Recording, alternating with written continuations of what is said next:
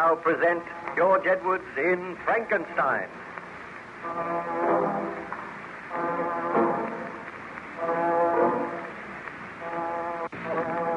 Baron Frankenstein described his amazing adventures to Captain Walton of the ship Voyager. The Voyager had been icebound for many months, but the thaw was setting in, and the vessel was commencing to drift southwards. Captain Walton brought this good news to the Baron.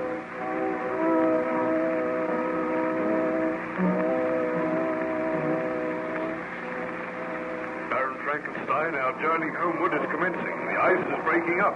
There are several patches of water around the vessel. Very soon we will be underway.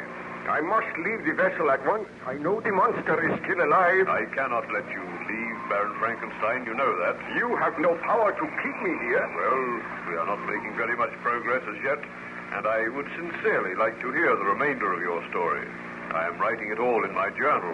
Well, I was telling you that in the wilds of Tartary, I encountered a peasant who was terrified because he had seen the monster. And when you were seeking to comfort the peasant, you heard the monster's laugh. Yeah, I drew my pistol and moved towards the door. To my surprise, the door opened and the monster appeared. My surprise was so great that I hesitated for a moment, and that hesitation was fatal. With incredible swiftness, the monster advanced and wrenched the pistol from my hand, and then he said, "It is time that you and I spoke again, Frankenstein. You seem to have the powers of evil. Always you flee before me. Am I never to kill you? Shall I kill this peasant, or will I bid him begone? I do not wish him to hear what we have to say. Go, fellow. Do not return here for some hours." "Because you are my creator, so should you be my friend. We are both outcasts now. Can we not also be friends? I have thoughts just as other men. If I had a friend to whom I could speak, and who could read to me and teach me many of the ways of the world, perhaps I would find some strange happiness. You cannot return to your world, Frankenstein, but you could find loyal, faithful, and honest friendship with me. You have murdered my wife, my friends, and made me an outcast in this world, and yet you dare to ask for friendship. Is your life happy now? I have never known a moment's happiness since I created you. And I have never known a moment's happiness since I was created. Do you not owe it to me to give me some peace and happiness? To give me friendship? To give me your ideas? I owe you nothing but hatred. Was it my fault that men shrink from me and strive to kill me? Is it my fault that I defended myself by killing them and thus earning further hatred? Did you not refuse to make for me a companion? I could not bring myself to do it. And because of that, my rage knew no bounds, and I slew all whom you held dear. Now it is over. We are both outcasts, objects of hatred, scorn, and loathing. Let there be friendship between us, Frankenstein. I have sworn that I will never rest until I destroy that which I created. Mayhap I am to blame for many of the sufferings which you have endured, but the sin was mine. I created you. Now it is my solemn and holy duty to destroy you. And it is in my power to destroy my creator. You may destroy me. I will. But not until you have experienced further suffering. You must pursue me. You must live the same lonely life as I live. And perhaps I will receive a strange pleasure knowing that I have made my creator suffer. And perhaps I am receiving a strange pleasure, knowing that you are paying for your sins, knowing that all men are still against you and will always be against you. But I admit the crime was mine in giving life to you. And my only purpose in living now is to end that life. Mayhap you will never end it. Farewell once again, my master. I offered you my friendship. I offered to live at peace with you, and you refused. Why should a man hate that which he has created? That is one of the things I will never understand. Farewell, Frankenstein. Until the next time. Did you pursue the monster that day, Baron Frankenstein? Well, he made his escape with incredible swiftness, and I set off after him. The search went on for many months, and the monster seemed to take pleasure in leading me on. Sometimes, indeed, he left marks in writing on the barks of trees or cut in stone that guided me and instigated my fury. I pursued my journey to the northward. The snows thickened, and the cold increased in a degree almost too severe to support. On and on we tramped, and occasionally I was rewarded by a glimpse of my deadly enemy.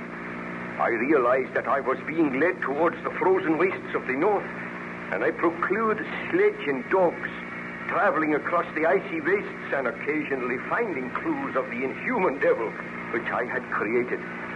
Then I lost him, and for a while I despaired of my own life. My dogs died. I wandered through the snow and the blizzard, gradually finding my way to this ship, where you gave me your kindness and hospitality, Captain Walton. A strange and dreadfully tragic story, Baron Frankenstein. This story is not over yet. You know now why I cannot return to England with you. There is no place for me in the haunts of men. I must kill the monster, and then I will be content to die. Who is there? Mr. Boyd, sir. The vessel is beginning to drift. The ice is breaking more rapidly now, Captain. I think you had better come up on deck. Very well, I shall come up now. I must leave the vessel. Make arrangements for me to be put ashore, Captain. You cannot leave the vessel, Baron Frankenstein. That would be madness. I must. You realize that I cannot let that monster roam about killing people at will? You must excuse me for a moment. You will be safe here in your cabin. You are not yet strong enough to leave your bunk. I will return and discuss the matter with you later. Come, Mr. Boyd.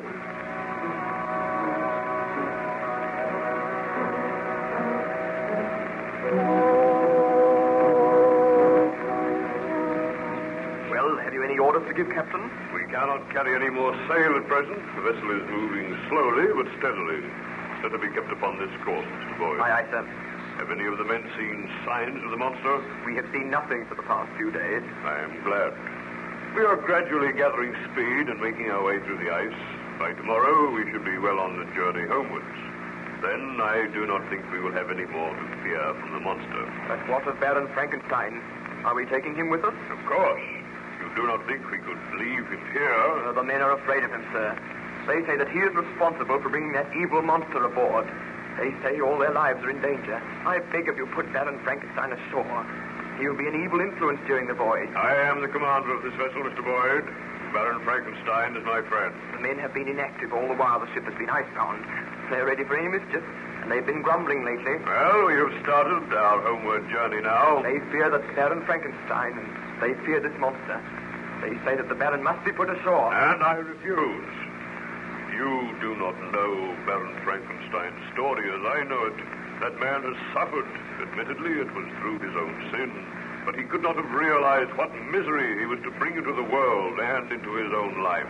He has suffered enough, and I say that he is to stay aboard this ship until we reach England. If anyone attempts to harm him, they will answer to me. But what if that monster comes aboard?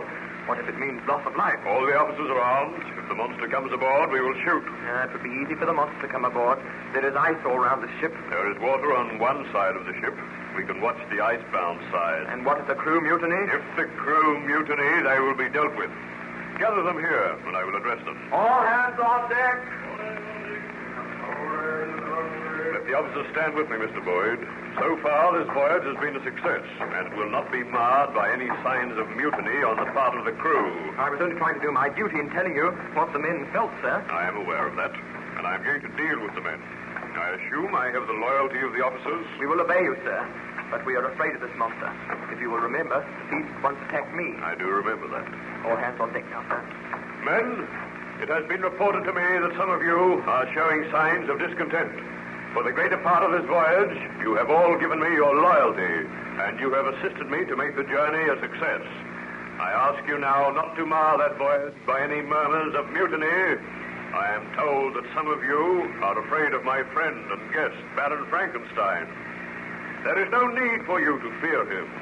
He is a gentleman who has suffered.